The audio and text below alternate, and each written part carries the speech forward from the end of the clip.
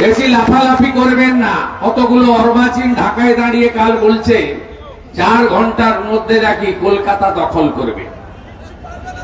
ওই লোকগুলো কোন স্কুল কলেজে পড়েছে বলে জানা নেই আমার, বিজ্ঞানের ন্যূনতম ধ্যান ধারণা আছে বলে জানা নাই, কতগুলো মাদ্রাসাতে পড়েছে, ওই জন্য ঢাকা থেকে ওই ধরনের কথাবার্তা বলছে।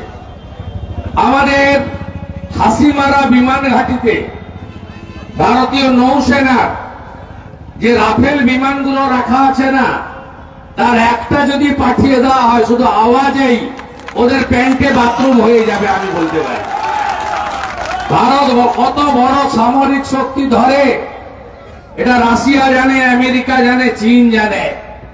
ভারত থেকে পেঁয়াজ আর আলু না গেলে যাদের খাওয়া জোটে না, ওদের নুন তৈরি হয় কাঁচা নুন, যেমন দাদন পাত্র